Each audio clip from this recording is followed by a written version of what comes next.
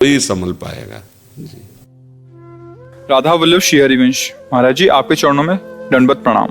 महाराज जी, राधा वल्लभ जी के समक्ष जाकर उनको कैसे निहारें और उनसे क्या प्रार्थना करें, आप मार्गदर्शन कीजिए। जब तक अपनापन नहीं होता तो हम दूसरे को कैसे देखते हैं और अपने को कैसे देखते हैं। सरल भाषा में जब हम दूसरे को देखते तो चाहे जैसा कोई हो तो भाव ही रहता है दूसरा ही है, और जब अपने को देखते हैं तो चाहे जैसा ही हो प्रधान भाव रहता है अपना है।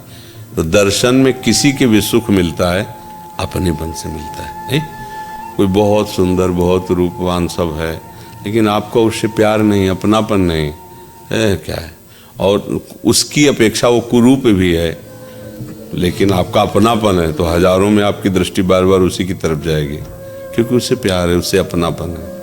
राधा वल्लभ जी को प्यार से देखे, अपने मान करके देखे।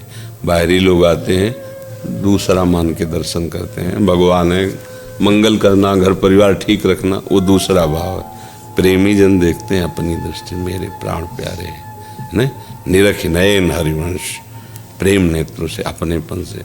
और जब किसी अपने को देखा जाता है जिससे प्यार होता है तो उससे अगर कुछ मांगा जाता है तो उसी के लिए मांगा जाता है, अपने से अपने लिए नहीं मांगा जाता है।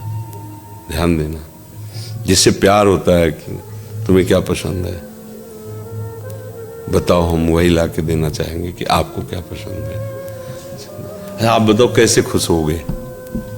किसी से प्यार होता है तो हम क्या प्रश्न करते हैं, मांग क्या करते हैं, आप कैसे राजी हो, आपको क्या पसंद है।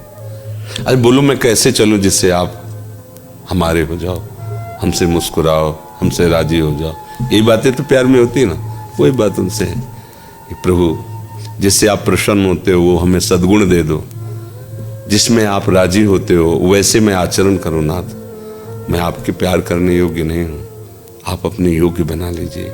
मैं आपको सुखी देखना चाहता हूँ, प्रसन्न देखना चाहता हूँ, आनंदित देखना। जब ये आप देखना चाहोगे तो आपको दुख होगा ही नहीं, परम सुख होगा। जब हम अपने को सुखी करने के लिए कुछ भी करते हैं तो हम दुखी रहते हैं। सिद्धांत लोगों को समझ में नहीं आता। अपने को सुखी करने की भावना जब बढ़ जाती है तो राक्षसी भाव ले आती है। ध्यान देना, मुझे सुख होना चाहिए तो दूसरों को मारने में भी नहीं हिचकता, कुछ भी करने को तैयार हो जाता है। मुझे सुख होना चाहिए, और प्राय अंदर झांक के देखो तो यही वृत्ति सबके अंदर रहती है, मुझे सुख मिलना चाहिए। अब वो जहां आरोपित कर ले धन, अब बुद्धि खराब, कैसे धन आए, बस ये बात है। बहुत प्यारा मित्र है पर हमें लगा कि 10 लाख की व्यवस्था हो जाएगी इसको मरवाने में, आप पूरी सूचना दे दोगे, उसको मरवा डालोगे क्योंकि मुझे सुख मिलना चाहिए। जहां आपका आरोप हो गया इसमें सुख है और मुझे भोगना है, आप उसकी परवाह, यही राक्षसी वृत्ति आ जाएगी। और प्यार में सुख होता है कहीं भी। जैसे हमको गुलाब जामुन प्रिय है, हमें गुलाब जामुन से प्यार, तो हमें सुख मिलेगा। वही दूसरे को नमकीन प्रिय, आप उसके आगे गुलाब जामुन तो नहीं। अगर उस वस्तु में सुख होता तो बराबर सबको होना चाहिए, लेकिन उसका प्यार नमकीन है, उसको नमकीन में प्यार लगे। मतलब अगर कहीं विषय में भी सुख दिखाई दे रहा है तो हमारी मान्यता में है, हमारे प्रेम में है।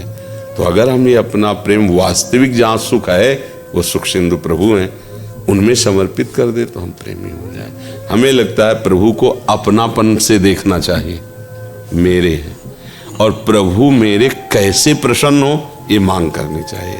नाथ हमें वो सामर्थ्य दे दो, वो आचरण दे दो, वो भाव दे दो, वो बुद्धि दे दो जिस समय आपको मुस्कुराता देख पाऊं, मैं आपको देख पाऊं कि मैं आज जो आचरण कर रहा हूं उससे आप प्रसन्न हैं। ये अगर यहाँ प्रश्न है तो फिर ये उत्तर है इसका जी।